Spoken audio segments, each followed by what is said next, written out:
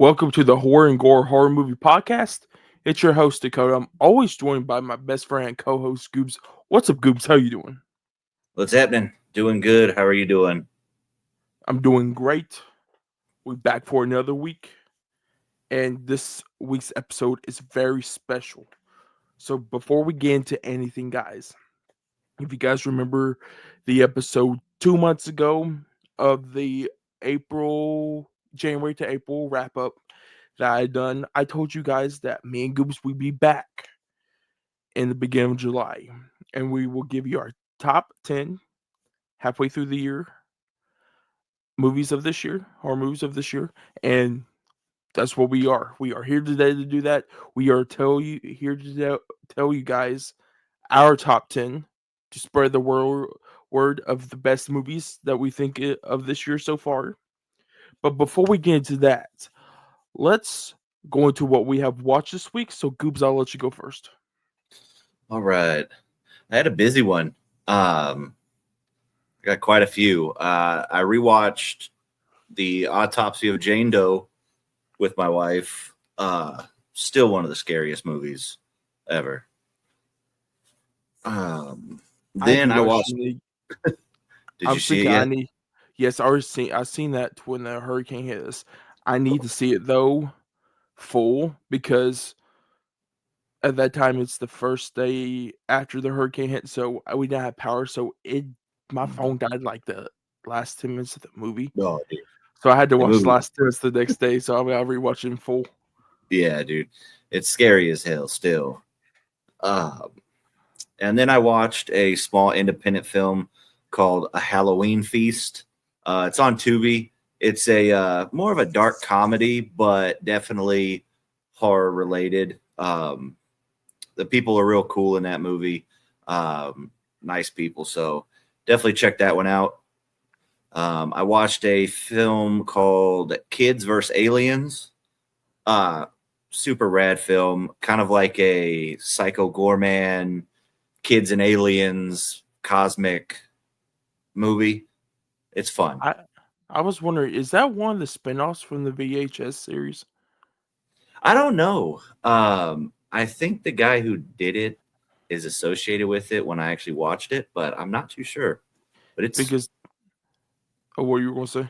Oh, it's good, man. It has some comedy in there, and then the aliens are really campy, but it's a fun ass movie. Because I remember looking like a while ago, I think it's when Beyond was coming out, like looking at the whole slate, and they said that there was 2 spinoffs. I think that's one. I definitely know that Sirens is the other one. Mm, yeah, no, this one was fun. Kid actors were great and just good.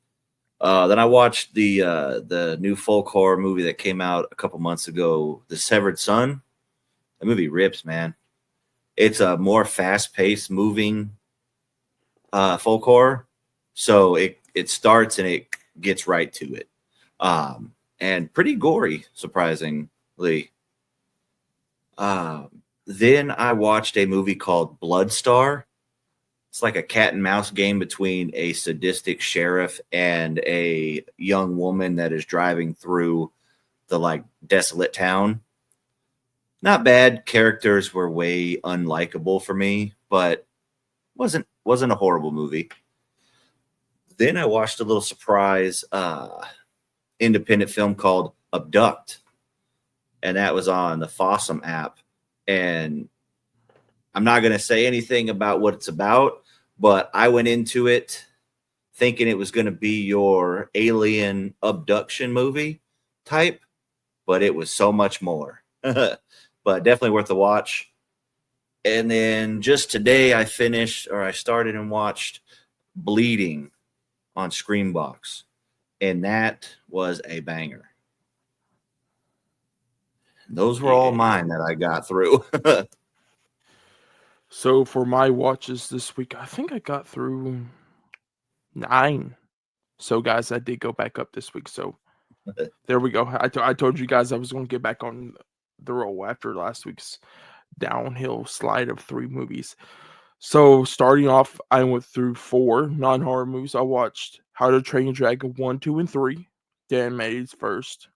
First time ever watching them. 2 is the best one. Then I watched the live action one in the IMAX last week. Really good. If you like the first one, you're gonna like that one. Then after that, I decided to watch a movie that has been on my watch list for a while, and that's The Curse of the Necklace. And oh boy, not that great. It wasn't the worst, but it wasn't the best. Yes, I do agree with it. It's kind of like right there, right in the middle. Yeah, it has some moments. Like it has a cool concept and some good moments, but it falls too much into the unoriginal. Like you've seen that movie before, kind of thing. And I think the only chemistry that you get in the movie is with the two sisters, and that's because it's Madeline and Violet McGraw, which they're already sisters, so Yeah. you got that chemistry already right Yeah. there. Yeah, the mom and dad relationship I fucking hated in that movie. It was so annoying. I didn't even realize that the dad in that is Elliot and E.T. No, I didn't even know that either. I was looking through. I'm like, I've seen this dude before. I'm like, oh shit, it's Elliot, and he also plays in another not great horror movie, Pet Cemetery Bloodlines. He plays the father in that one too. Oh yeah, that was a rough watch, and not in the good way. No. Then I watched Woman in the Yard finally. Waited till it hit Peacock after all the controversy that it went. I thought it was okay. Kind of like how I did with The Curse of the Necklace. I thought the first, let me think, 50 minutes was good. The last, what was it, 40? 30, what? No, it was actually 38. Not that great. It kind of, Yeah, it had a good concept, fell flat on its face. And the yeah, ending's confusing as fuck. yeah, Then, no, what, did you see that one actually?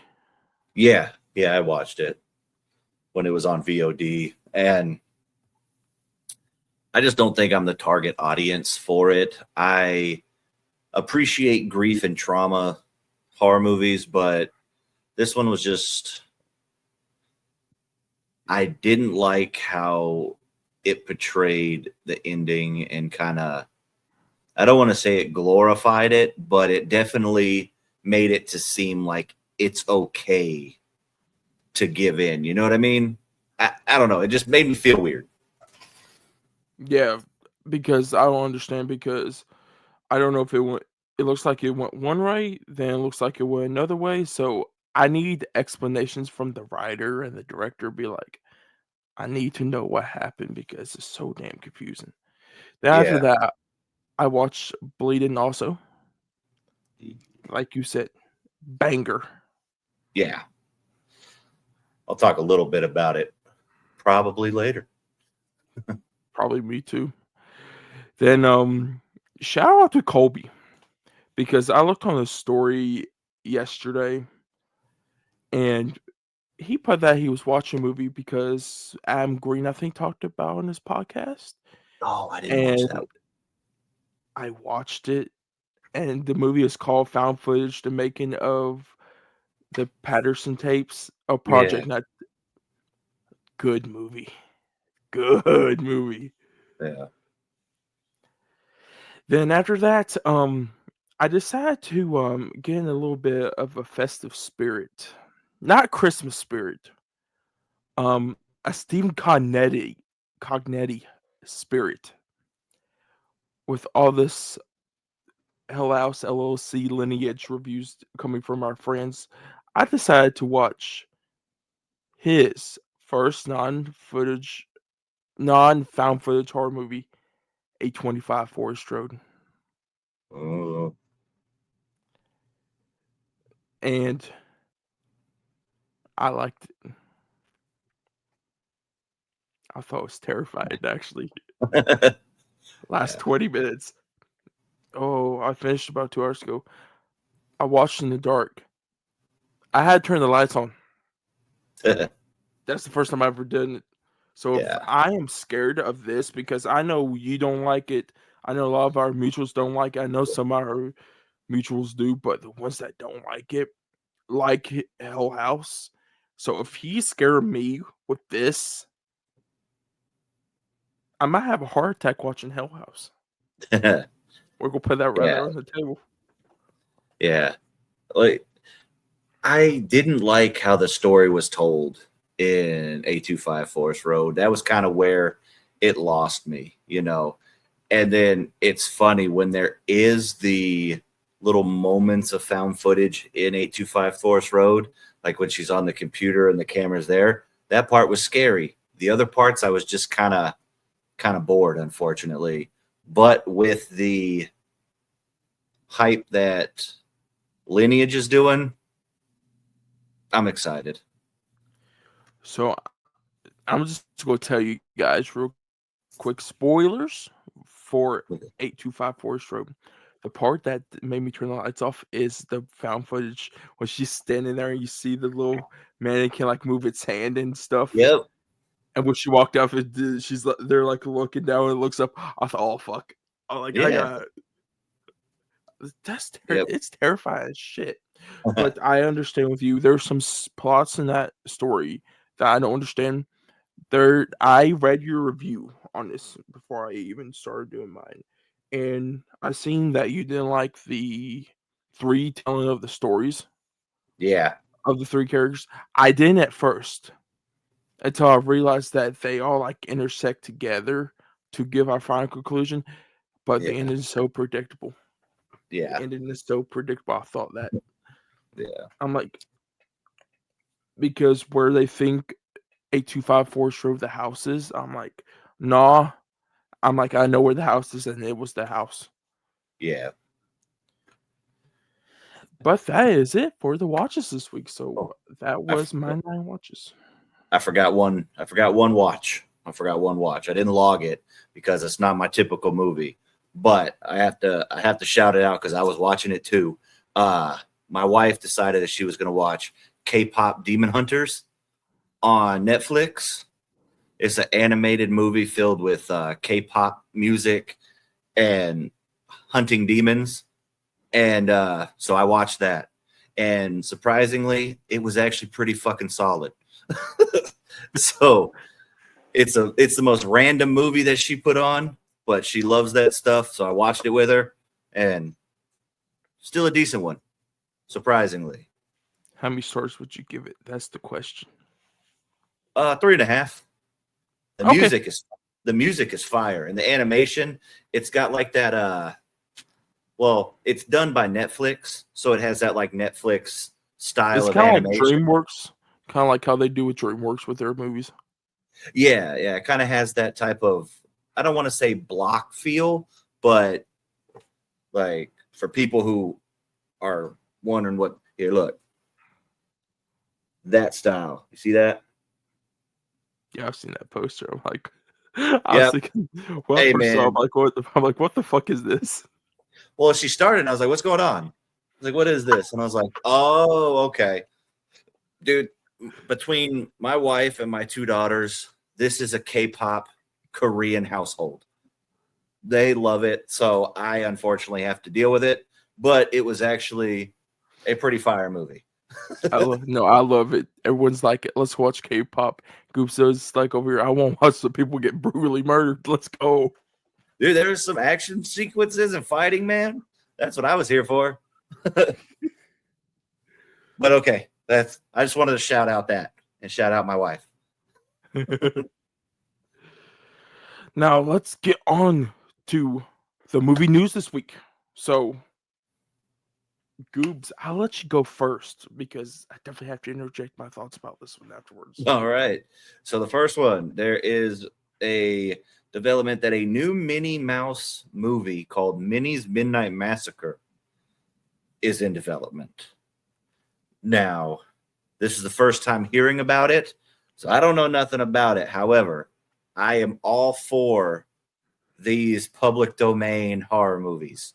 So give me all of them. You gonna hold up, brother. You hold up, brother. After I tell you what I know, you gonna be backing away from this real quick. Um, so this is the first Minnie Mouse movie because she's finally in the domain.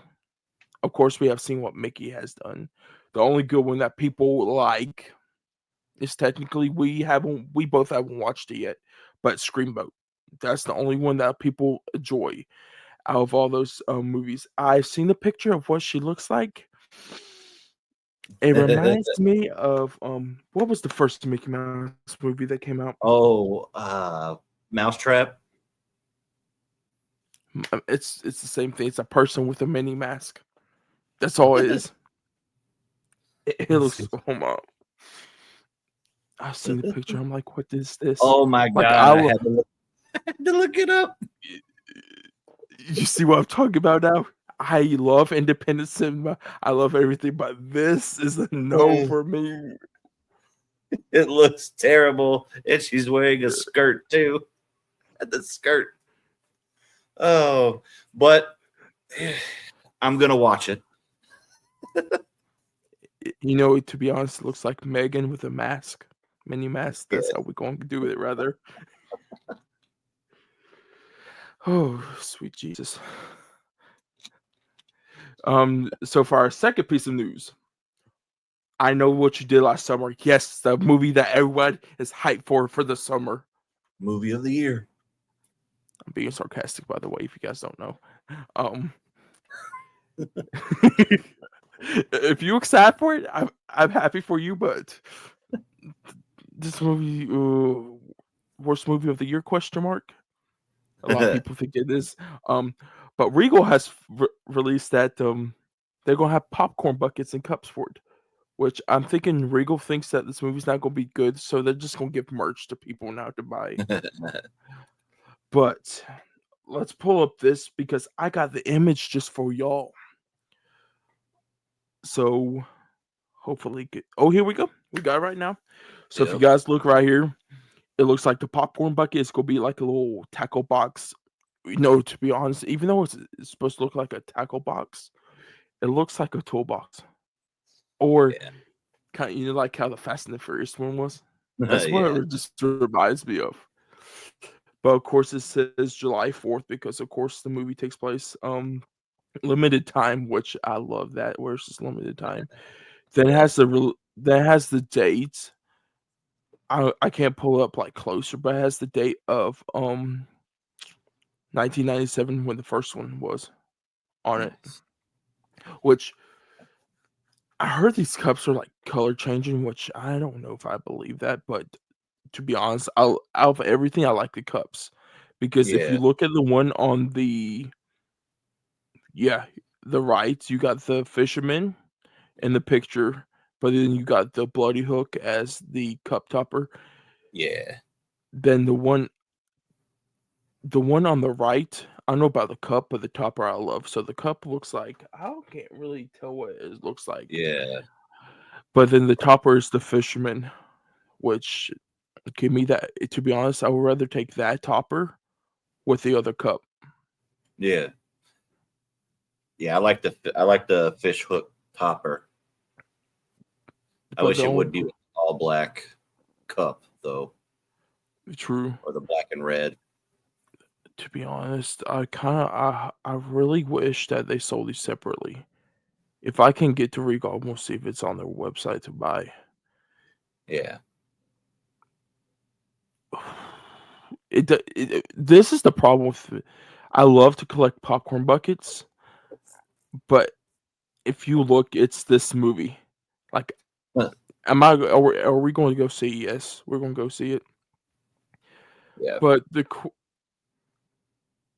it's just I'm kind of glad they're doing this because if you look at the popcorn bucket game right now, you already have Billy the Puppet with Saw X. Pennywise, they re-released last year for Chapter 1. They done the Chucky one. They done the Ghostface one for Scream 6. They done the Monkey one. Yeah. Nosferatu, the sarcophagus. Oh, what else did they do? They just got the Jaws one. Yeah, Jaws. That one's sick. even though it's technically not horror anymore, still Megan 2.0 still has one. Yeah. And then same thing. It's not really technically horror, but you got the Jurassic Park ones that are coming out this week too. True. Just give me And all the then, popcorn buckets. to be honest, yes. The question is, and oh, I even forgot Art the Clown. Terrifier got one. Yeah. The question is, where we're talking about popcorn buckets right now. I need 2 popcorn buckets for the rest of the year, horror movie wise. Give me a Toxie popcorn bucket of his head. Give me a Grabber popcorn bucket. Yeah. That'd be I cool. would love both of them. You hear that movie theater chains? We need popcorn buckets for the movies. Right? But Goobs, if you want to go for our third piece of news, Yeah. So James Wan has said that The Last Train to New York is not a remake of the Train to Busan. It's a spinoff, which I don't know how much it's going to matter, but if they're not, if this isn't a true remake, I'm happier with that news, because Train to Busan is almost the damn near perfect movie. So if they're kind of paying the homage to it, I'm fine with it. But I'm glad it's not like a direct American sequel or American remake, because those never really go well. so is this your first time hearing about this, or have you heard about this? I've heard of the movie itself, but I always thought it was just an American remake. And I thought they were just going to water it down and do that. So I think, what was it, 2021? I'm thinking 2021, 2022. I'm thinking 2021 it was. This was supposed to have a release date of sometime 2022, 2023, and they Yeah. got pulled off. It might been 2023. That's what it was, because I think like Evil Dead or something went in there in that slot. So they pulled it, and like you said, it was always said that it was going to be a remake. But the thing with this is, even though he has said it will be a spinoff, it's his passion project for him to do this. But he's not 100% sure with the situation he's in now if he can actually do this movie with how much stuff he's got on his plate now. Like with him going with Blumhouse, him doing the Conjuring universe, they just got Saw back. What else? There was another thing I would just thought of. He's got the my Universal monster, the creature of the Black Yeah. Lagoon. Creature. He's got to do. So, to be honest, I love this concept of this like by James Wan, but the thing I need from James Wan is Malignant 2. Yeah. I'd rather have a Malignant 2 than Yeah. uh spin-off to this, which if you Bro. look, I haven't seen none of the 2 movies, but if you look at what they done after Train to Busan, especially with Peninsula, a lot of people don't like Peninsula. It didn't seem like it fit. You know what I mean? It's kind of. I think they just attached the name Train to Busan to get traffic to it, to be perfectly honest, because it wasn't necessary. It wasn't bad, but just not necessary. Okay. I definitely need to watch both of those movies.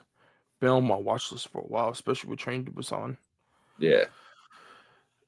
But then for our fourth piece of news, with Megan 2 2.0 just releasing this past Friday, the spinoff Soulmate is getting ramped up now.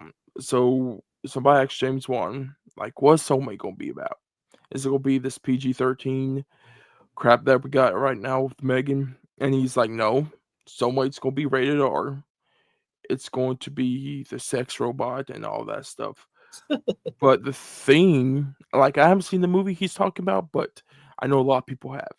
He says it should be like a very dark version or darker version of Fatal Attractions. Okay. So what do you think about this, Scoobs? Um, I'm going to be blunt with you. I think humans should stop trying to fuck robots. that There we go. We put it there. We're gonna quote that January 1st, 2025. Goop said people should stop fucking robots. it never ends well. I mean, you have obviously Companion. You have the one with Megan Fox, Subservient. We're just getting a lot of horny dudes trying to fuck robots lately. I know. I'm gonna say this. People need to stop not fuck things or not humans because no perfect example. I'm gonna tell you why. No, wait, is it no? Yes, Splice. Oh yeah. Oh Agent yeah. Brody.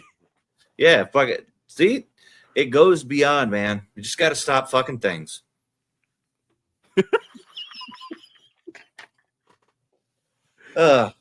Especially everyone going back, especially with the popcorn bucket. I'm talking to you, Doom Deuce, Doom Ducey. Yeah. You Dune, You Dune. you Dune bastards.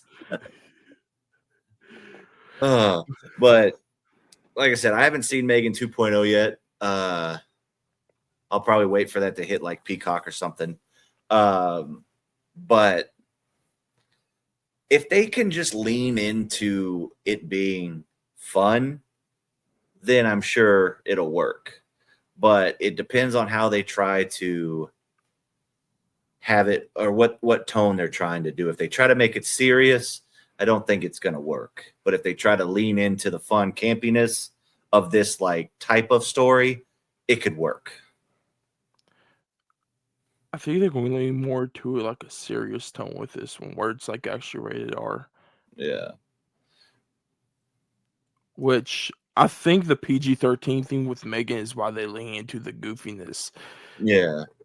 Because of course the original intentions was to be a horror movie, not this stuff, but TikTok. People saw on TikTok shot to fame and Yeah. they done that. But they have said no matter what this trailer does, if people like this trailer or not, they're keeping it rated R because the concept of it. We don't need a PG-13 movie with people fucking robots. True. Do you want to take a kid to go show them? Whoa. Yeah, exactly. So Goops, you got the next one?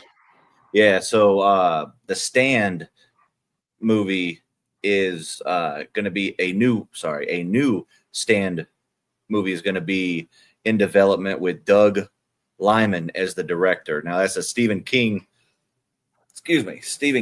adaptation.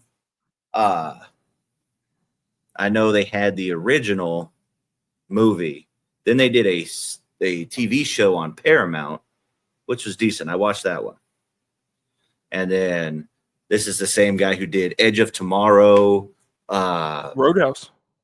Yeah, the new Roadhouse for Prime. He also did oh shit, there was something else. One of my favorite like early 2000s like action movies, Jumper. He did with Hayden Christensen and fuck it. Was it Hayden Christensen? Yeah. And Samuel Jackson. I've been wanting to watch that movie for a while Dude, now. It's a fucking banger. It's so good. So I looked through his filmography and it doesn't look like he has too much like horror stuff, but I would say this one there's definitely horror elements because it's like in a post-apocalyptic type time frame, but you know he's got some great titles under his name. So you are right. I don't see anything with horror, which I understand why he's not doing Roadhouse 2 now. Yeah, which I mean, like I said, the little mini series on Paramount was actually pretty good, but I think people will be more drawn to a Stephen King adaptation of a movie than a series. To be honest, you know what we should do? Just give everything to Mike Flanagan. I mean, yeah, at Or this Stephen point, King. yeah. Just pull up the truck and like dump it back out. Be Yep. like, make all Give these him, movies. because I mean, his adaptations are amazing. Because what is he doing? From Doctor Sleep to Life of Chuck, and then now he's going to do he's filming the Carrie series. It's going to be. I don't see him doing anything wrong. To be honest with you, you know what I just thought of with Flanagan and Stephen King? With the popularity of Doctor Sleep, I'm shocked he didn't remake The Shining afterwards. Oh yeah, Because some people like Kubrick, some people don't. But I think Flanagan will King. come. I know Stephen King himself hates it. Yeah, and there's some changes that Flanagan put in his Doctor Sleep from Kubrick's and King didn't Yeah, want to. He convinced King. Now I'm like, there's nobody that can't convince Stephen King to change something. in his yeah. So for our next piece of news, oh, we're gonna be talking about shit right now. We're going to be talking about The Strangers Chapter 2. The trailer just released. Goobs, I'm gonna let your thoughts about this trailer come out before I go on mine. Unnecessary is pretty much the word of the day for a lot of these upcoming things, because like I said, it's just unnecessary. The original one from what, 2007 or 8, I can't even remember when it came out roughly. 2008. Yeah, that one was, in my opinion, a home invasion masterpiece. I fucking love that movie. Characters made some stupid decisions, so it kind of drops down a little bit. But the movie, the premise, the fucking sackhead, terrifying. I will say this, though, and I told you this already. In the trailer, man, sackhead is moving with that axe in that little tunnel. So maybe they're going to kind of show out. And I mean, Richard Brake is in it as well. So fingers crossed, but I have no faith in anything with this franchise. I'm gonna tell you what this reminds me of right now. The only good thing, like you said, is Richard Brake. I think of this. This reminds me of two movies, and they're the same because it's a remake, and it's the remake, and then the original, and that is Halloween 2. Oh yeah, She's in the hospital. She escapes, but more of Halloween 2. Rob Zombie though, because she's going through her PTSD of it all. Yeah, so and she wakes up in the hospital, and yep, it does. Like I said, it doesn't seem to be necessary, and you're right. A lot of elements. Then you got Michael Myers. Remember in Halloween 2, Rob Zombie's when he has the axe and he chops him. Yeah, that guy in the back. That's what Sackhead has when he's like doing Usain Bolt speed down through the tunnel. Yeah, he fucking was moving. Yeah. What would you do, Goobs, if you saw that dude coming towards you with the axe? I mean, it's either fight or flight, you know what I mean? What I would probably do is, I'm not very fast. I'm just going to say it. And I don't have cardio, so I'm going to try to go out swinging the best I can. No, by the way, he's running. I'm just going to step to his side because I think he's just going to keep on going. He's too big to stop. Yeah. And the question is, the thing is, he is running in boots. Yeah. I'll try to run in boots. I can't run that fast. Yeah. I wear work boots every day and at work. So they're not easy to run with. Well, we could have got Saw 11, but instead we got Strangers Chapter 2. Hell yeah.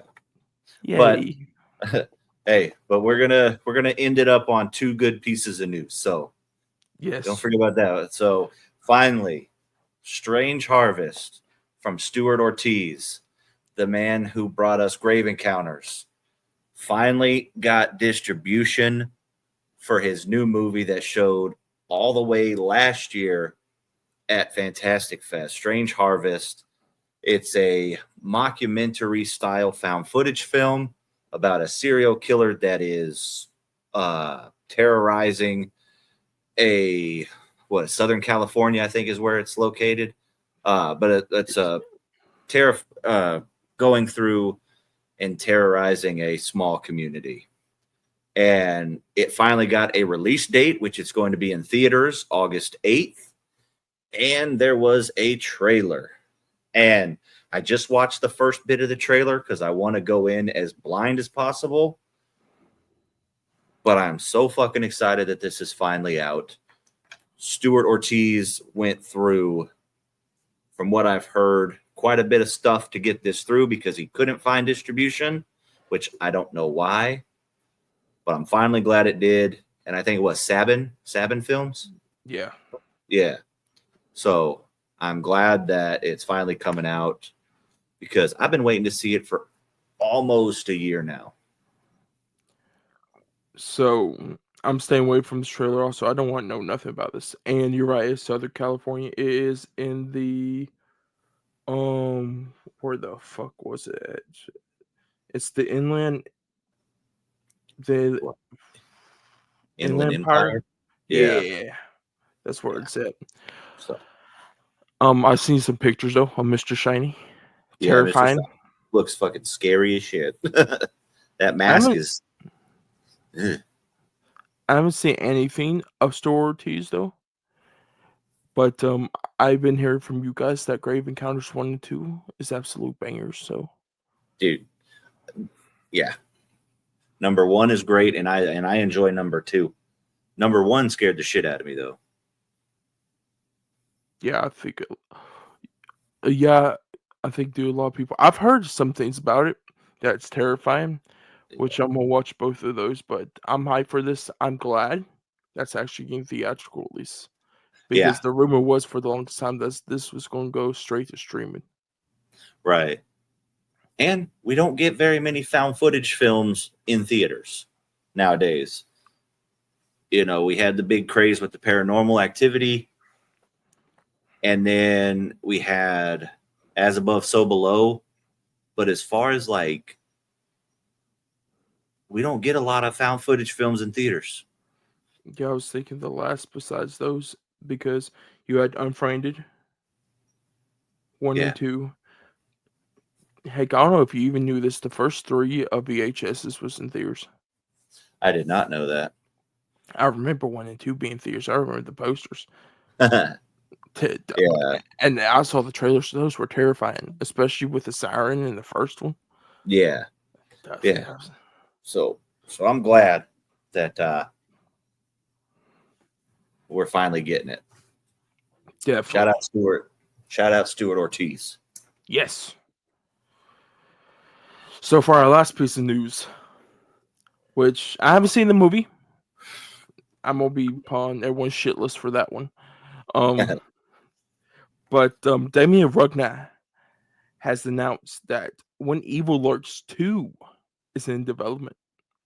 So Goobs, I know you have seen When Evil Lurks. So what's your thoughts about this one? That movie is freaking terrifying. Like, and it's such an original take on like the ghost story, demon possession kind of thing. If it has its own sense of like dread and storytelling. It's terrifying. And there's a scene with a dog. You're not ready. When I saw that fucking scene, my jaw dropped and I had to look away. I looked away and covered my ears because it's fucking gnarly. And I don't know where they're going to go because this movie could definitely stand alone by itself. It was so good from start to finish. The explanation of the story was done well and told throughout. it didn't leave anything like up for interpretation kind of thing. It was kind of a cut and dry movie. So I'm interested to see if it's going to continue with the not original people, because obviously things, but if it's going to continue with that same like family pattern thing. But I'm excited, terrified, but excited. So I see that they're terrified. Damien Regna's other movie. But I know what you talk about with the dog. Okay, spoilers for everybody if you haven't seen When Evil Lurks. The picture of her and the dog. Just look at it. Dude, It's kind of hysterical, kind of, because you know it. Once you dude, see the picture, you know what's going to happen. the lead up to that scene, I'm going, there's no fucking way this is going to happen. There's no way that this is going to happen, because it never does like that. And it fucking happens.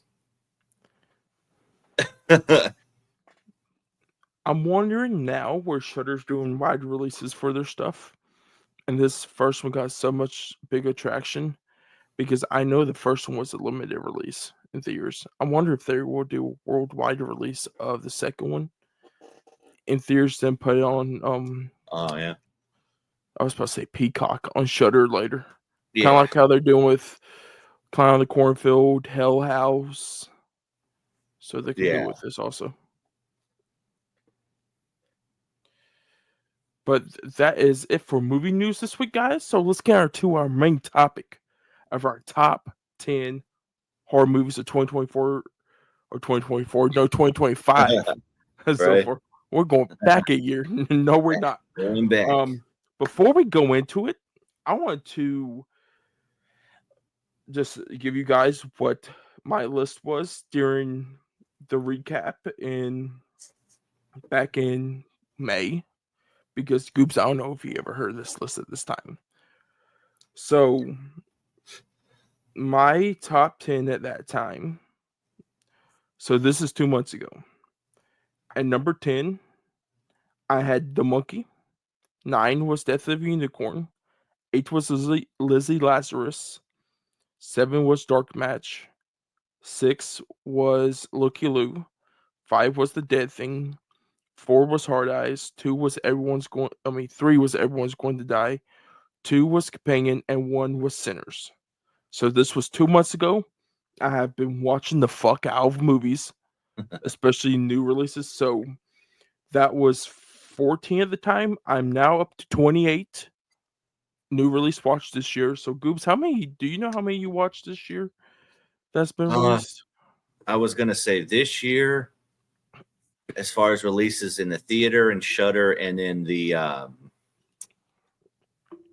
film festival that we did, I believe, 45. I Holy believe. shit. Yeah, I work the weekend shift, and during the week I am watching movies. So that's how I've been getting all these movies in. But yeah, I think it's around 40 to 45 2025 releases as far as horror movies go. So my goal is by the end of the year, get 100 in. So 72 in these next 6 months. So you guys will hopefully I can get to 100 by the time we hit January of 2026. Oh yeah. But let's do round robin on this stuff, Goob. So if you want to start with 15. So let's go with a found footage film I watched during one of the film festivals, Unnamed Footage Festival. It's Solvent. Found footage film. A team is going to search an old like Nazi house in Austria back from World War II. And shit gets crazy. It has some of the most body horror I've ever seen from a found footage film, and it is like a fever dream. So I'm hoping it's still going through still going through festivals right now, but awesome. I didn't see that one at the film festival. That was one of the ones I didn't get to see. So for my number 15, I am going to go with one that I got early screen for last year. I saw last Halloween, was just released 18 days ago now. And this is Sugarcane. This is a horror thriller, more of a thriller side. This is scary. This goes into the dark web and what's the scary side of dark web. Some PTSD mixed all together. Great indie footage film. Yeah, great indie film. Yeah, that's on the watch list. uh, for my 14, I am going to throw Final Destination Bloodlines in there. It's just outside. It was a fun time. I like Bloodlines. And guys, if you haven't yet, go listen to our Final Destination Bloodlines episode. We do a full breakdown on that. If you guys want to hear that. So for my 14, I'm gonna have Dark Match. That's a good one. I like this movie. Me and you are fans of pro wrestling. Chris Jericho's in this. But shout out to Chris Jericho putting my review on his story. Oh, Chris gang, Jericho gang. knows. Chris Jericho knows who I am now. Let's go. Let's go. So really good movie. Brutal. This movie is Yeah. brutal. It's good. It's good, dark. And if they do what I think they're going to do, I kind of want to see what they can do with a sequel because I think they're setting up one. Yeah. How it ended, they could definitely do a sequel. All I thought though was kind of like Mortal Kombat. Did you? Yeah. Let's see, what are you on? 13? Yeah. It's called Bum. It's like a 45-minute short film by Anthony Leroy. It isn't released yet. It finally released a trailer and everything, so I believe they're going to get distribution soon.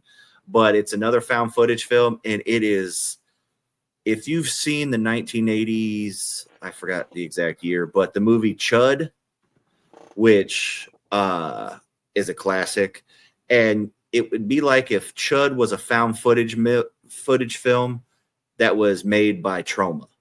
It's gooey, it's gross, and it's just batshit crazy. Is it a short film or is it a feature film? It was in the short film category. It was 45 minutes.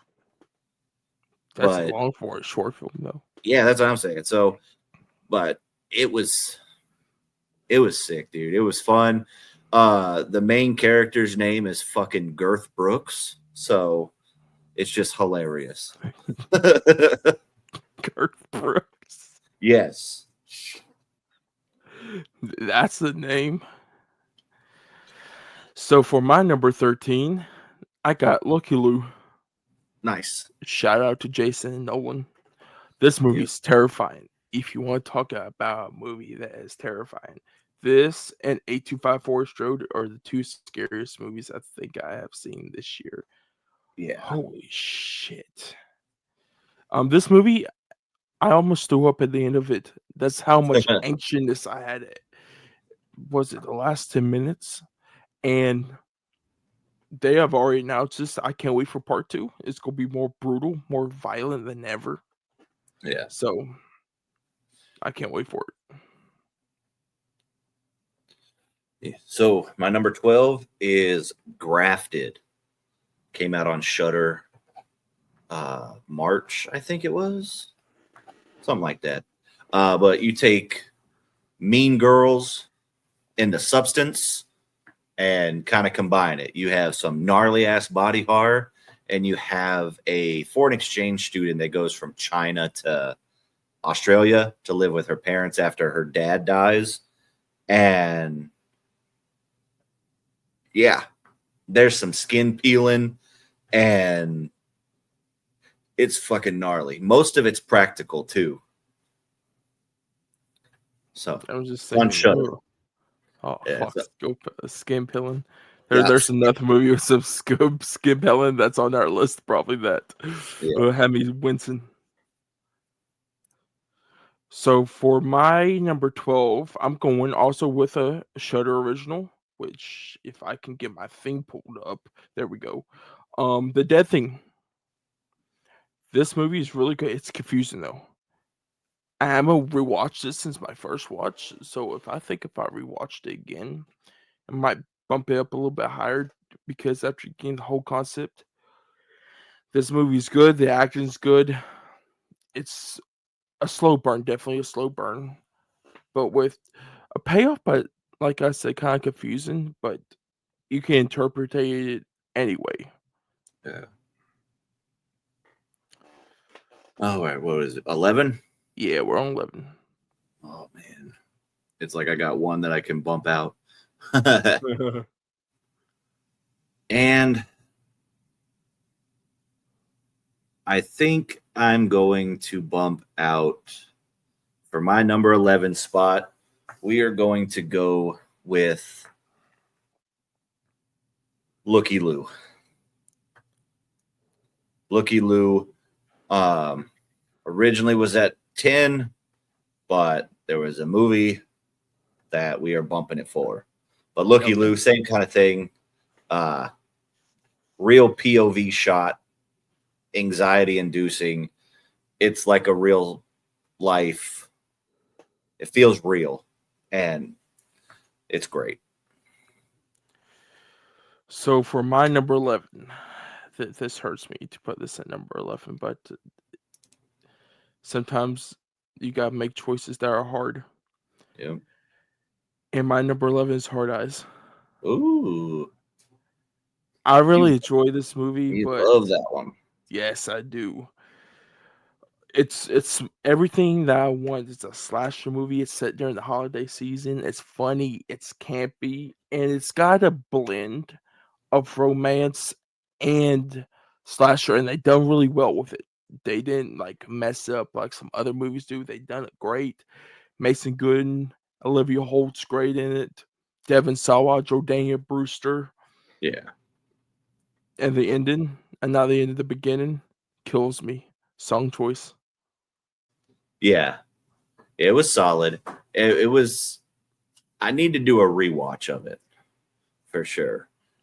And it's on Netflix now, so I can rewatch it. So let's get into our top 10 goops. Let's go. All right. So top 10. My number 10. We are going to go with one of the one of the first horror films to drop this year. Early January? And that's Companion. It was, even though, so I watched the first teaser trailer, but I didn't watch the full trailer. So a lot of the mystery was still there. And also, even if you did see the trailer, there was still enough mystery. It was so good. It's so fun. And it's available to watch on Max, and I already rewatched it, and it's still fun. So that's staying at number 10 right now. I'm going to hold my thoughts on it because I'm just going to say it is in my top 10. But at number 10, I got Everyone's Going to Die. Brutal home invasion movie. That's fucked up. If you another episode that you guys want to go check out, me and Goobs did an episode on that with our great friend Colby. So go check that one out. So, but this movie, disturbing, fucked up, some heavy subject matter in it. But shout out to Chuck also, because he's the one, him and Colby recommended it to us. All right. Number 9 is a movie that I just watched today, Bleeding. That movie surprised the shit out of me. It's such a unique take. I won't get into the plot because it just dropped last week, but it's so fucking good. It's such a great take on a familiar subgenre of horror, and it's great. That's the best way to put it without saying too much. So for my number 9, we're gonna go with Companion. Nice. Really love this movie. Seen it twice. I've seen it in theaters. I knew the first twist because of the trailer. I did watch the trailer by accident. Still enjoy, like you said, there's a lot of stuff to be left out of, or more twists if you have seen the first trailer. I rewatched this one with mom. She didn't know nothing about this. So when it says that Iris is a robot, she looked at me, she's like, "Are you fucking serious?" I'm like, "Yeah." Oh yeah. A great movie. I think it's Drew Hancock. Yeah, Drew Hancock. Directorial debut. Zach Krieger or Kreger Yeah. Great. produced this. Uh, which I kind of knew. I like Barbarian. This is good, and after knowing that he's done Barbarian and has done good with this, Weapons is up there for me. Yeah, for sure. All right. Number 8. We're gonna go. I got quite a bit of independent films on my list here. We got another one. Peter Pan's Neverland Nightmare at number 8. I saw one of the first showings of this in theaters back in January, and it is dark, it's brutal and bleak. It went harder than I thought it was going to be. However, I wish there was one particular scene that went there, and it's the bus scene. But beggars can't be choosers, and I fucking loved it. I enjoy this one also. It's brutal. It's fucked. It's the most brutal and fucked up of the whole entire universe now. The subject matter goes deep and dark into it. The ending, last 40 minutes or 30 minutes of this ending is not only brutal, but it's probably some of the most dark subject matter in any of these um Disney or cartoon horror adaptations of all time. Yeah. But for my number 8 is when I was excited for, saw in theaters, hyped it up, and this is Clown in the Cornfield. Enjoyed the book by Adam Caesar, so going into this movie, I knew a lot. They changed a lot of the movie, but I love it. Katie Douglas, shout out to Katie Douglas as Quinn Maybrook, great. Kevin Durant, it's always good to see Kevin Durant in a horror movie. Yeah. A lot of the cast in this is newcomers. Shout out to all of them, done great job. Which I've been, I'm thinking because with the way the box office went with us, that we should be getting probably announcement soon for number 2. Oh yeah. But love this movie. Definitely gonna rewatch it when it hits Shutter. Definitely. And shit, to piggyback off of that, at my number 7 is Clown in a Cornfield. I loved everything about it. Even with the changes for the book. I loved what Eli Craig was able to do with it. And yeah, that was actually my number 7. So Hopefully, far. hopefully Eli comes back for the sequel if they do a sequel. Yeah. And they Adam said that for the second one, he's going to be a part of the writing and have a little bit more creativeness in it. So super hyped for that. I need to download that audiobook ASAP for the That second one. and I'm just gonna put this. This is a rumor though. I'm not 100% sure. There's been a rumor that not a lot of people liked where they toned down the first one from what the book was. Um, the second one they're not holding back.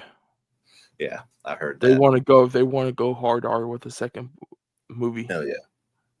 So kind of makes me excited a little bit to Yeah. see because, like you said, I got like I already got Spotify Premium, so I already got a physical copy of the book, but I'm gonna follow through my audiobook on Spotify so I can get through it quicker.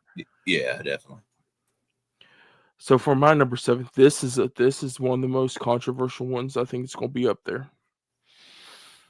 I got Fear Street Prom Queen at number 7. Woo! I'm just kidding. I like this. I like the trilogy. So going to this, I knew it was going. I thought it was going to be good, and it delivered. It's your slasher.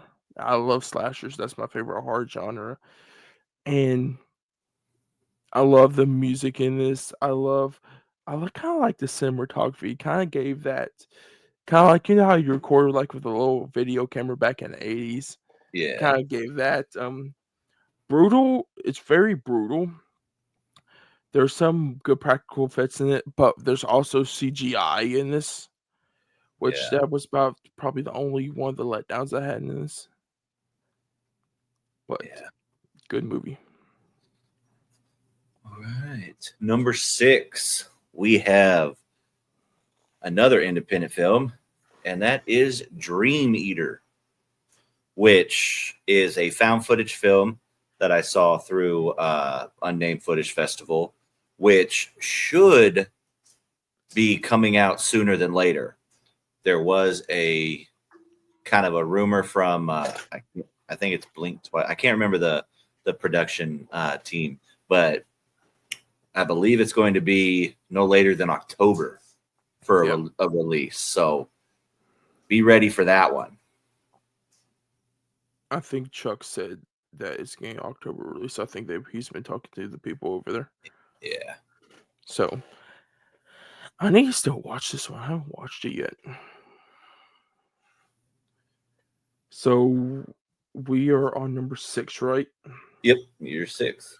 So for my number 6, I got Final Destination Bloodlines. This movie, it's so good. It's the best in the franchise for me. I like the way they do it. They do a unique twist on this. And out of all the movies that said fuck them kids, this is the one that I wanted to like pull for the most of fuck them kids because Yeah. that little shit with the penny deserved everything that he got. Oh yeah. He's a dickhead. Yes. And I saw this one at IMAX, and if you guys didn't see it at IMAX, you should have because this movie was incredible. All right, I got one that's going to shake up the bunch probably with all the discord that it's been in. My number 5, I have 28 Years Later. I absolutely loved it. And looking more into the story and reading about it, and also with the ending and everything, it's probably going to stay in my top 10 throughout the year. I fucking loved it, and I can't wait to see it again. I will hold my thoughts. It's in my top 10 still. Or now it's top 5. So at my number 5, I got Marshmallow.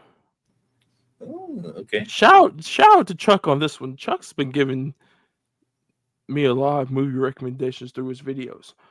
Going to this one, I didn't know that. I think Chuck said don't go into this blind, so I did. This movie is one of the top 2 or top 3 for independent horror for this year. Yeah. It's unique. You think it's going to go one way with the summer camp, and no, it goes hard. It's everything that you want in a camp movie, but even more, especially once you get to the end. And Yeah. this thing goes places that I thought it would not.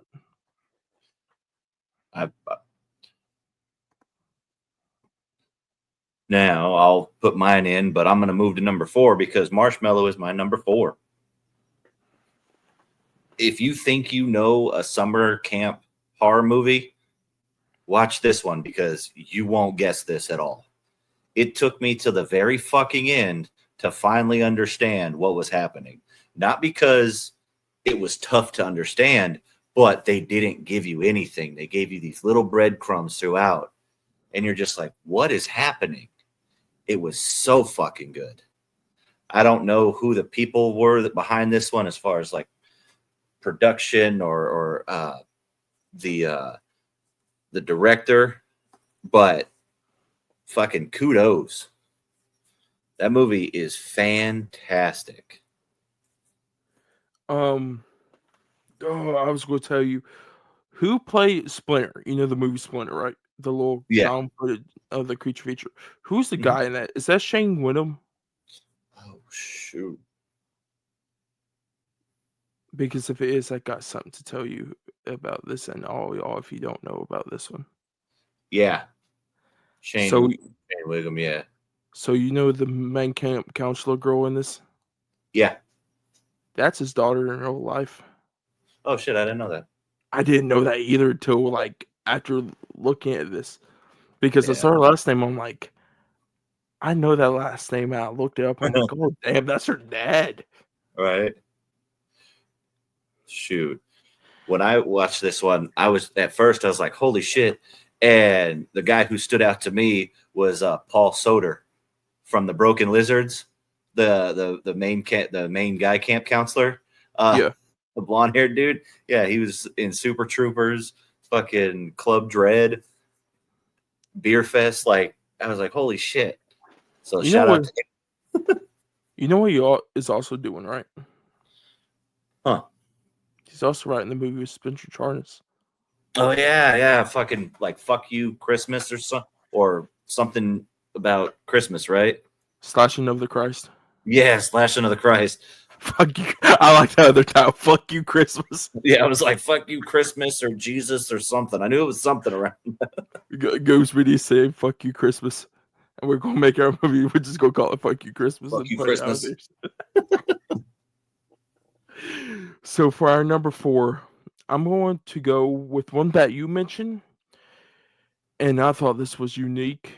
It was damn so good, and that's Bleeding. Underrated as fuck.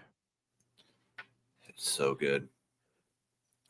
This, I'm not like Goop said, I'm not gonna say anything. This takes a unique take on something with something mixes with something else, and it's sad. This dark, sad, Yeah. depressing. It's not your normal type of a certain film, which I think another one of these movies kind of does the same thing. Like this type of genre, Yeah. movies have been defining that genre in different ways, and it's unique and it's paying off. Yep. So, what's your number 3? So my number 3 is going to be Bring Her Back. The Philippou brothers' next movie or follow-up movie from Talk to Me. And I saw this on a Secret Monday, whatever it's called, at my local theater. And it was 2 weeks early, I think, from the release date. And holy shit, I felt like I just got out of a boxing match after watching that movie in theater. From the sound design to the fucking imagery on the screen, it makes you physically hurt. It makes you physically ill. It makes your body hurt because you're fucking tense. And it was nuts. It was nuts. I'm gonna hold my thoughts on that because that is in my top 3. So for my number 3, it's the movie we just reviewed last week, and that is 28 Years Later. Yep. This movie redefines the affected genre. This, to be honest with you, this is my number 1. You take a certain thing and you mix it with another type of genre, like how this mixed with kind of like a drama a little bit, Yeah. and it's so good. Like, to be honest, I want those Power Rangers in January now. Yep. The Jimmies. The Jimmies. Yeah. So, my number 2, I was debating on keeping it or moving it to another list, but then I forgot that these are our lists. So, who gives a shit? My number 2 is Freaky Tales. Me and you discussed a little bit on kind of where this would fit, but there's so many different genres within this film. I'm like, you know what? I'm going to keep it in there. If it's not allowed, we'll just kind of scoot everyone up. But no, Freaky Tales is so fucking good. It has some cosmic elements, some like a little bit of sci-fi, mystery, thriller, crime, everything. And it is just told so well and is so unique. And I mean, if you're like me and you like punching Nazis, you'll like it. You weren't expecting that. Yeah. I was thinking, damn. I'm thinking, have I seen this movie that I haven't seen? I'm thinking, I don't remember a movie with that, and I'm like, oh, I haven't seen it. Yeah, I can't stop thinking about that movie. I saw it in theaters because it was in theaters for like 2 weeks in April, and I had to go see it. Also, I'll just say 2 words: Pedro Pascal. He's in it. I will ask you off. No, I won't ask you after we record because that is a spoiler. But there's like a, to be honest, with every Pedro Pascal, there's like a betting thing now of like, is he going to die during the movie? Oh, But we all know that he is going to survive probably Fantastic Four. If he don't, I'm like, what the fuck? yeah. But for my number 2, we got Bring Her Back. The Philip brothers are back Jesus. and better than ever. I want to talk about something that Mr. Ian Van Gogh brought up into our review that we had, and that is the beaver scene.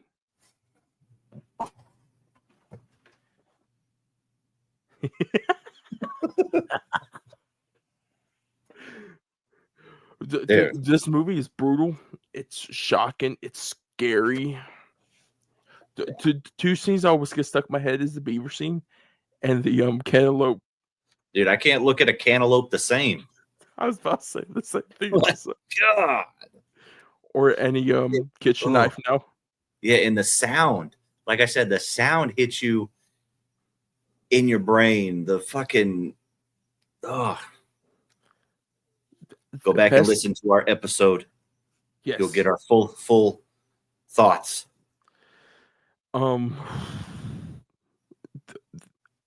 There's 2 movies that have been theater reactions for me for horror. One, of course, is one of my favorite Halloween movies ever, Halloween Kills. With the glass tube in the woman's neck. And the second was this. It's the beaver part. It's the beaver or the cantaloupe. I hear somebody like grimacing and like wincing. I'll look over. The couple right down here, it's like freaking the fuck out. I'm just looking over them. I'm like, I look at the screen. I'm like, I'm just like here, like peaches and cream over here, watching this, and they're like about to die. I'm like, dude, good to the honor. When the kitchen knife scene with the cantaloupe, when it fucking finally spun around and it sees what happened, I audibly said, "What the fuck?" And the girl next to me and the couple next to me on this side both looked at me and just gave the, because they were feeling it too, man. Yep. Yeah, dude, so good. And I think we both can, on the count of 3, say our number 1. Okay. 1, 2, 3. Sinners. Sinners is so good. I cannot wait for July 4th for it to finally drop on fucking Max, because I can't wait to rewatch it. Wait, you didn't get it on digital? No, I didn't get it. I've There's been a couple of movies I impatiently paid waiting. $25 for.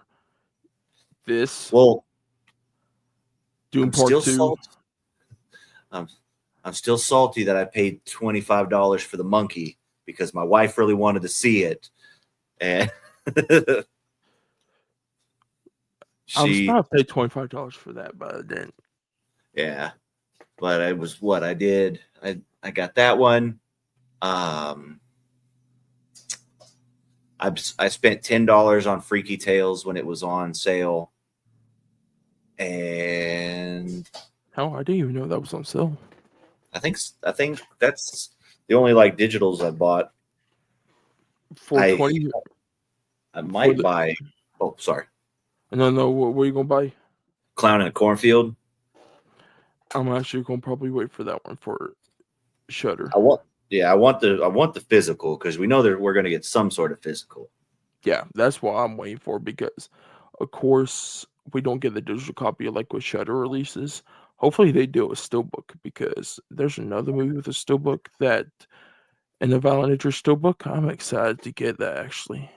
Love In a Violent Nature. It's so damn. That was in my top 10 last year.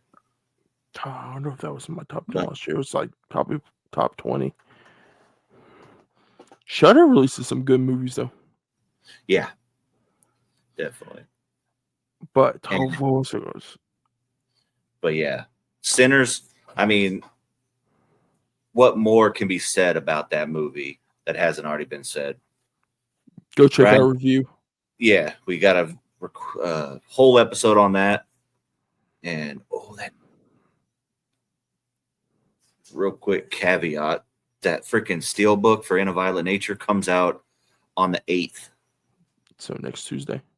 Yeah, you think it's going to be in stores? I don't know.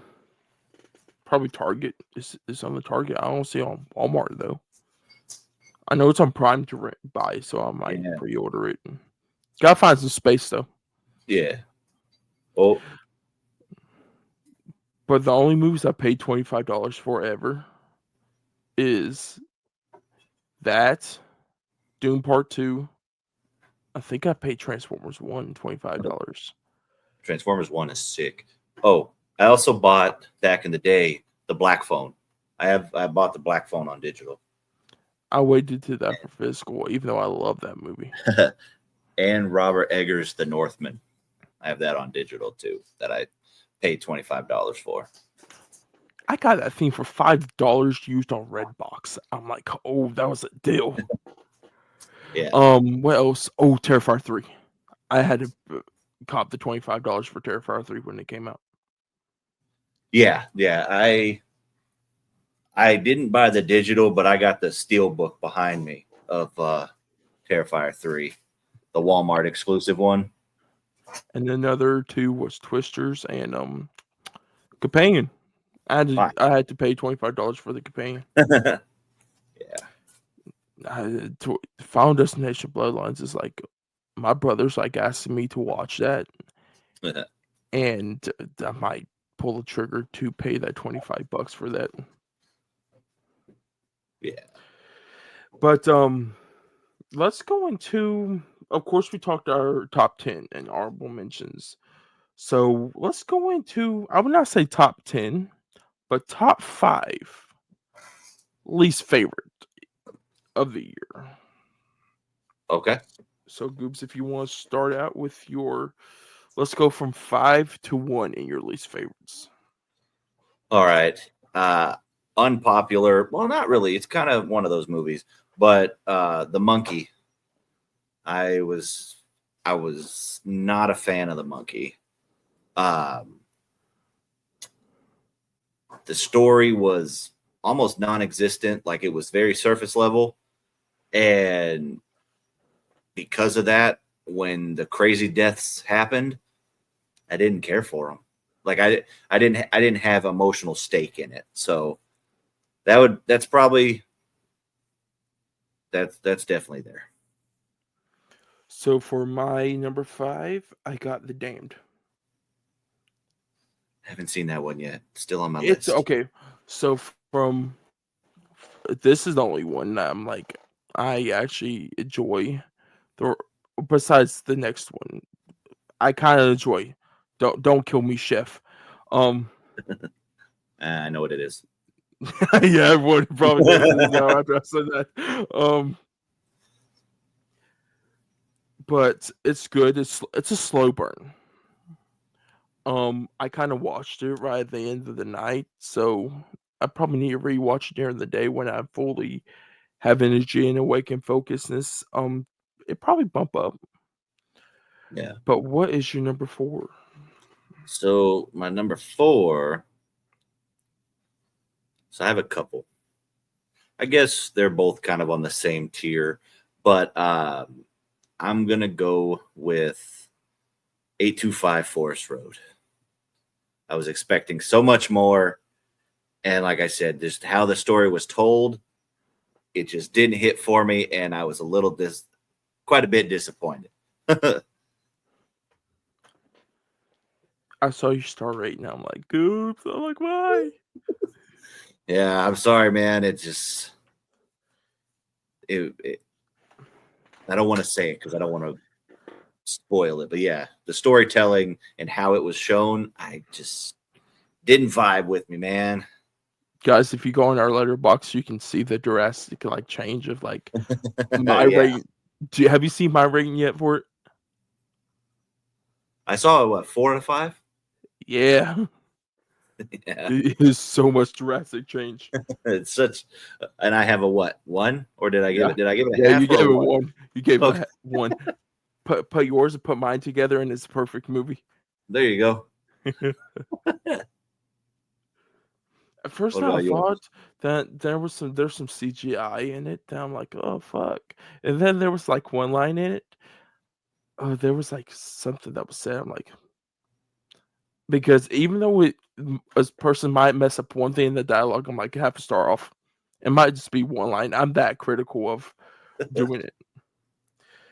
My number 4, everyone knows already. It is Until Dawn. It's Yeah, I don't know how I feel about it. Like it's not great, but oh, the kills though. Don't drink kills, water. Don't drink water. man, right? Like the kills were cool, but then it got super repetitive over and over, and the characters were annoying. I'm gonna combine it because that was my number. Well, I can't say that was really a disappointment for me because I didn't really have any expectations for it. But that'll be my number 3. So yeah, I agree. It's definitely up there with a disappointment because I was at least hoping for something. Yeah, me too. Because the first trailer looked bad, the second trailer looked decent, and then it's like if you combine the two trailers together, and that's what you get in the movie. Yeah. So my number 3 is Woman in the Yard, and as everyone's gonna be like, oh, "What? Dakota's the Blumhouse lover." Yeah. Blumhouse does make bad movies, and this is the second one that I actually kind of don't like. This and the Black Christmas. Yeah. This one, just like I explained everything at the beginning of the video. Um, it's just not that great. Yeah. So what's your number 2, Goobs? My number 2 is that number 2 or number 1? Because I fucking hated that movie. I didn't hate it, but I hated it. Um, I'll just say it now.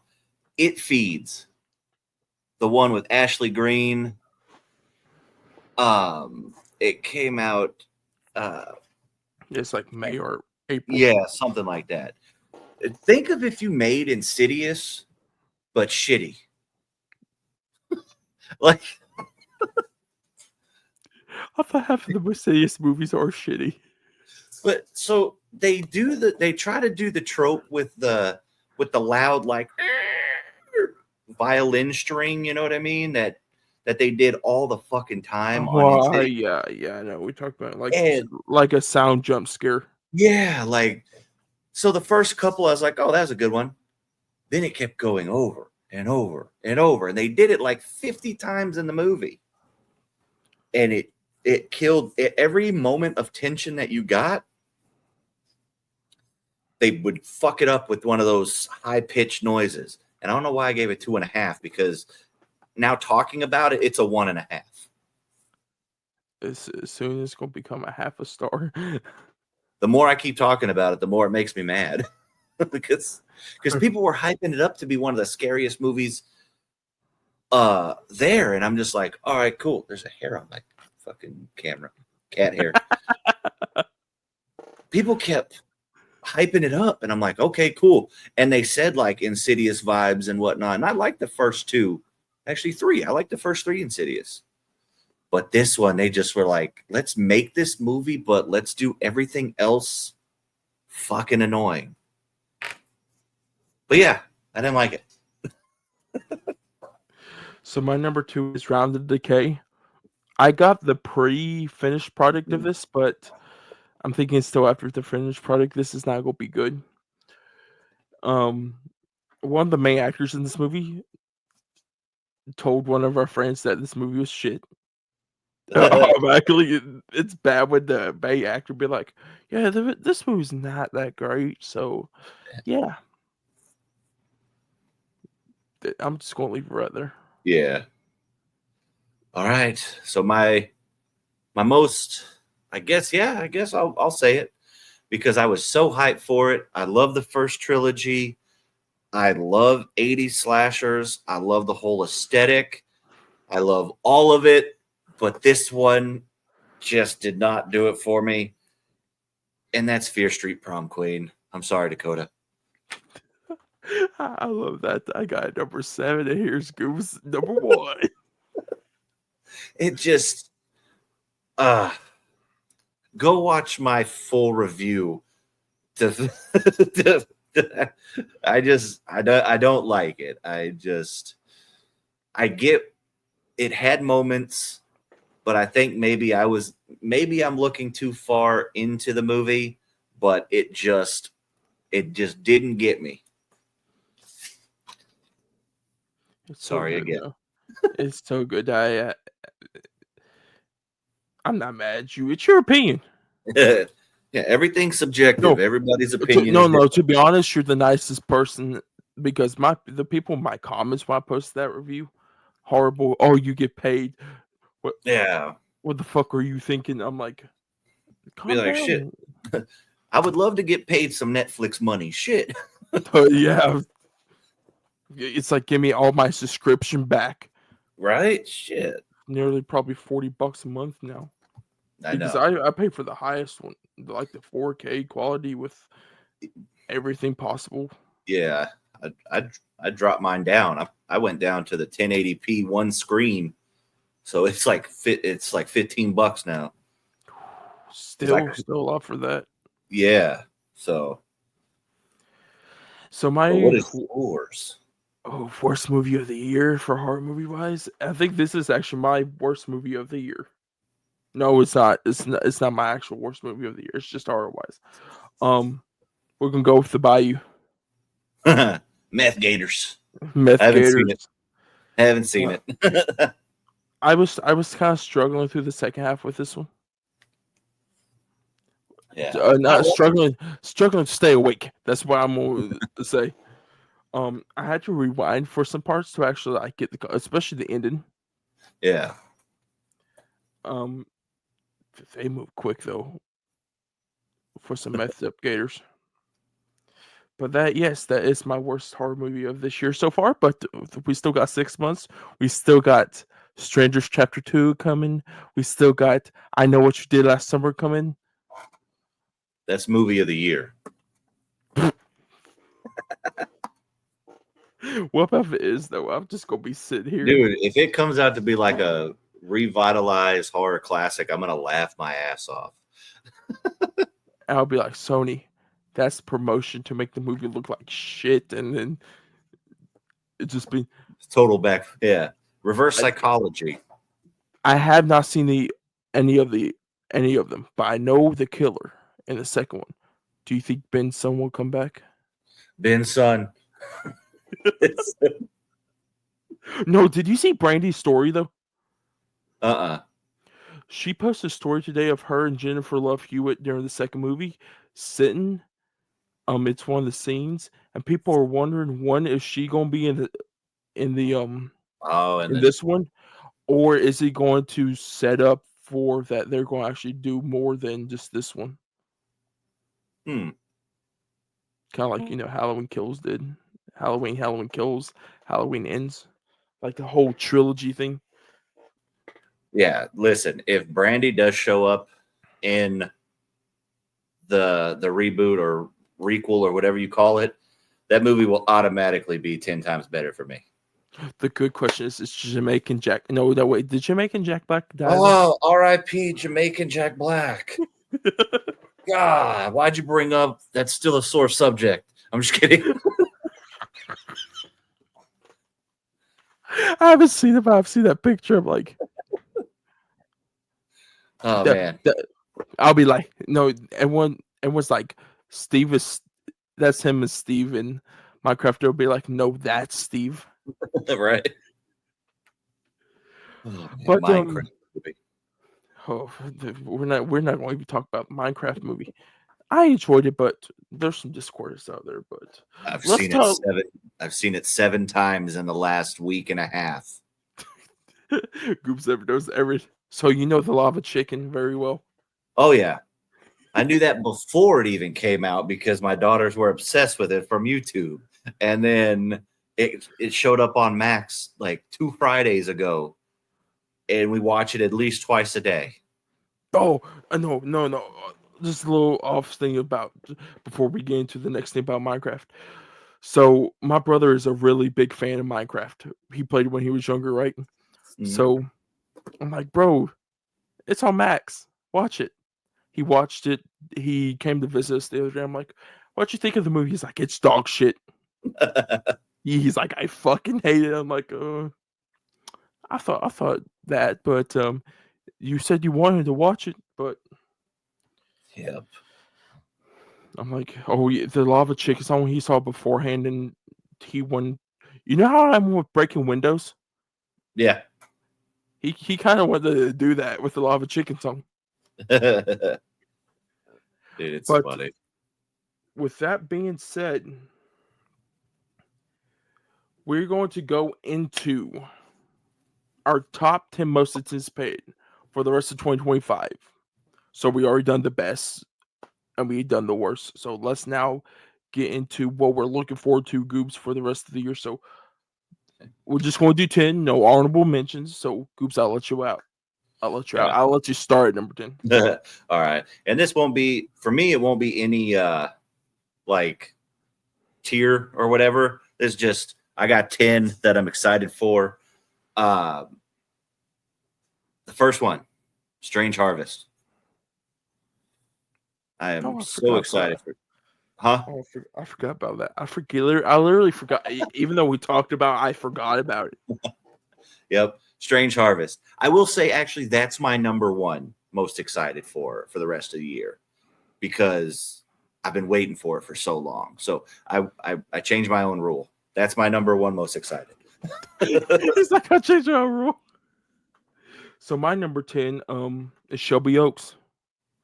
I'm excited to see what Neon done with Chris Stuckman, given the Yeah. bigger budget, all these rumors that we had, and this is gonna be premiering to Fantastic Fest, like Yeah. the new version is. So, but it's gonna be in theaters October 3rd. So, Yeah. heck yeah, we are. Let me think. We're like 94 days away from seeing this thing. Yeah. Close. All right. And then I guess we will go with technically it would be my now number 10. But it's a movie that I've seen trailers for. It's been in some festivals, but it's called Jimmy and Stiggs. It's like this fucking. Here's the synopsis, and I want people to take a look at this. A shitstorm of bad news sends out of a A shitstorm of bad news sends out of work filmmaker Jimmy spiraling into an out of control bender in which he claims to have been abducted by aliens. Fearing they'll come back, he contacts his old friend Stiggs to help him gear up for war. Tell me that just doesn't sound absolutely batshit crazy. Cosmic alien abduction. It sounds fucking awesome. And I've heard they actually played it at a fucking horror sci-fi festival out here in Arizona. And I didn't know about it until I saw somebody talking about it. And it became one of my most anticipated. And I believe it is August. No, Yes. October. Is it August? I think it might be August. Yeah. It's either August or September. Yeah. So that one, it looks crazy. It sounds crazy. And I'm in for it. And this is Horror Select's first film, the Eli Roth production company. Yeah. So I didn't think I've thought about that one, but I like Thanksgiving, as you guys all know. But it's just I kind of need to see it first and see what Eli Roth is doing with this whole entire production studio. At number 9, I got Brute 1976. Oh, I forgot about that one. Homage to Texas Chainsaw Massacre. Looks brutal, hot, sweaty, dirty. Looks like a hell of a good time. Yeah. So what you got, number 8? Number 8, I am going to go with Bone Lake. This played at Fantastic Fest last year, and it finally got a release date of October 10th. Shameless plug, that's my birthday. It's got October 10th, and they it's like two couples that get double booked in a cabin in the woods on a lake, and it's supposed to be like erotic and horrific and all this shit. A few of our mutuals saw it at Fantastic Fest last year and said it was great. So I'm looking forward to that one. I've seen the trailer. If you want to talk about people fucking, they do in this trailer. Shit, I didn't know that there was a trailer. Yes, there's a Ray Ban trailer. Oh shit, I didn't know that. There's a lot of fucking in the trailer. So I'm thinking if there isn't the trailer, there might be in the movie. Hell yeah. At least they're not fucking robots. That's what I was thinking. I mean, they might be. Who knows? Yeah, that might be the twist. So at number 8, I got the reboot of Silent Night, Deadly Night from Cineverse, starring Rowan Campbell. Not a bad one. We don't know nothing about this movie besides one picture of Rowan Campbell. Right. I don't care. It's Cineverse. It's gonna be unrated. It's their Christmas. Give me it. Give me it right now. Yep. So what you got at number 7, Goops? Oh man, let's see. I am gonna go with him. Yes, that's me. Him. I'm him. I keep forgetting the fucking director's name, but Jordan Peele is producing this movie, and he doesn't attach his name to anything that's not great. Wait, he doesn't attach his name to shitty things, is what I want to say. It is directed by Justin Tippin. Yeah, Justin Tippin. So I'm excited. Football, you don't really get too many like sport horror movies. So I'm excited to see what this is. And Marlon Wayans plays kind of an unhinged veteran NFL player. Fucking looks good, man. I'm down. To be honest with you, with this one, the main guy in this that plays the young quarterback, yeah, is in I Know What You Did Last Summer. He could be in Oh, one of the top movies this year and one of the worst movies this year. that's funny. You can go work with Freddie Prinze Jr. and Jennifer Love Hewitt, or you can come work with Marlon Wayans. Yep. And you're right about Jordan Peele though. Like he's attached to this Monkey Man, Candy Man.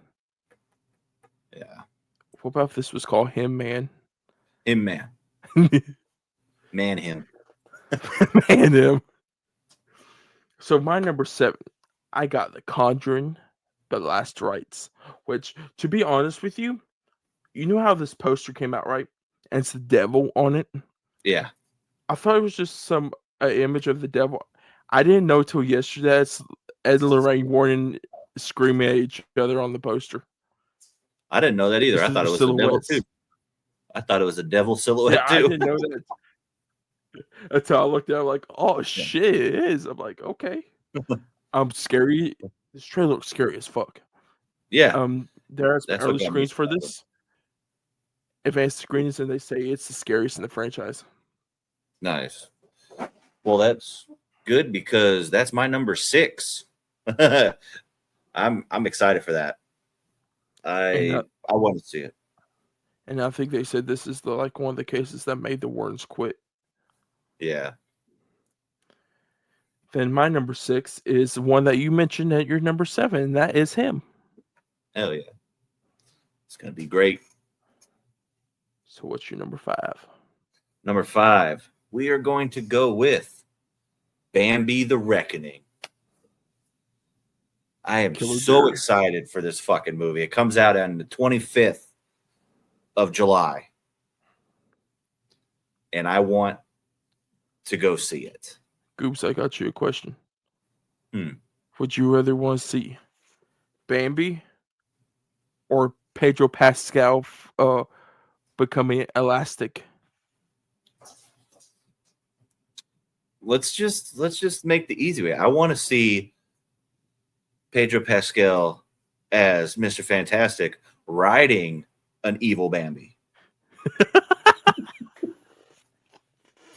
If that happened, I would be like, what the fuck am I watching? Right.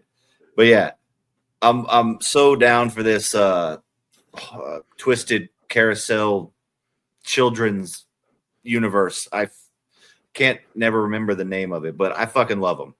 I kind of like the name you just came up with right now. Yeah. Hit me up if you need me for marketing advice.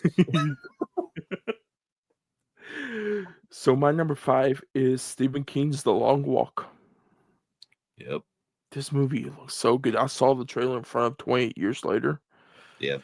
Tense, nerve-wracking. David Johnson's in it. Mark Hamill. Luke Skywalker. It's a bad guy. Holy shit. It looks so good. That's my number 4. I'm so excited for that. I actually just was looking at one of my local used bookstores, and they have the book for like $5. So I'm gonna go get it tomorrow. Hopefully, fingers crossed. I definitely need to try to read that book. So for my number 4, I'm going with another Cineverse movie. I'm going with The Toxic Avenger. Yeah. Brutal, campy, fun. I can't wait for it. Yeah. So what's your number 3, Goobs? My number 3 is going to be, well, they're kind of interchangeable, but Hell House Lineage. Okay, well, yeah, that's my number 3 also, so we can just talk about it.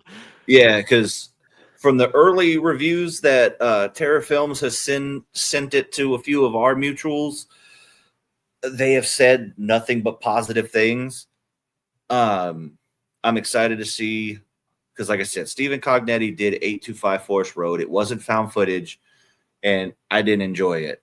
However, people are saying that even with this one not being found footage, he found his mark. So I'm pretty fucking stoked about it. So I will be rewatching the franchise very shortly. So 825 Forest Road is the first movie I saw by him. And as I told you guys, that movie scared the shit out of me. So this was not even my top 10 until after I saw that movie. I'm like, cool, this is Hell House, but after seeing what Cognetti can do with just a movie that's divisive like that and can scare the crap out of me, give me it Yeah. now. What's your number 2? I think it's probably the same one. I think yours is Weapons. Yes. Oh, Yep. this looks so good. I have stayed away from every trailer. I have no idea what it's about. Every time I see it in the movie theater, I put my head down, close my eyes, and plug my ears. I don't want to see anything about it. The first trailer I've seen, but they said the second trailer goes bonkers. Yeah. So I'm stay away definitely from that trailer. Yeah. I know just the basic about kids disappearing. That's basically it. So that's the only thing I know, and that's all I want to know until I see it. And that comes what, August? August 8th. Okay, good. It's not too far. It's going to be in IMAX. So all you IMAX lovers go see it in IMAX, like I am. You already said your number 1, so I'm going to say my number 1. Goops, I'm going to let you predict my number 1. Oh, I'd say probably Black Phone 2. Yes.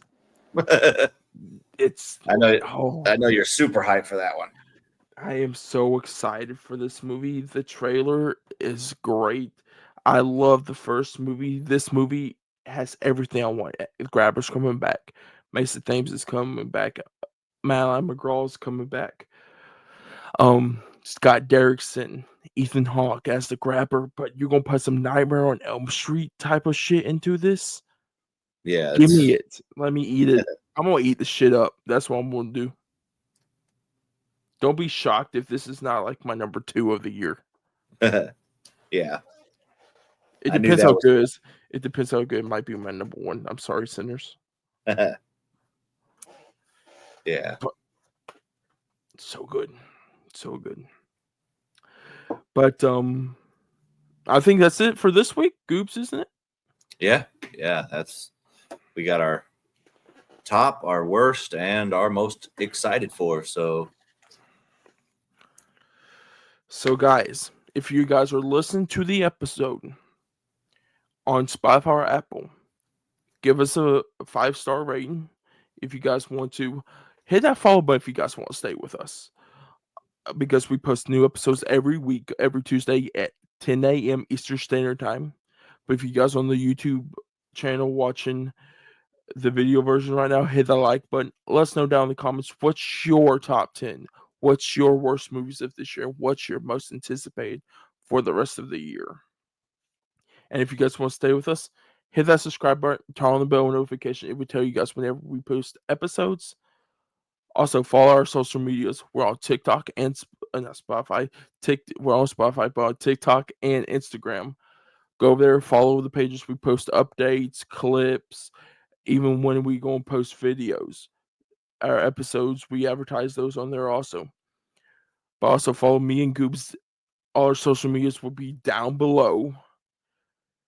But guys, be prepared for next week, because we got a big review coming next week, movie review. So catch up on your Jurassic Park and go watch Jurassic World Rebirth, because that's what we are going to be reviewing for next week's episode. So get ready, because that is going to be a great and wild episode. yeah. But guys, with that being said, I hope you guys have a great week, and we'll see you guys next Tuesday. See you next Tuesday.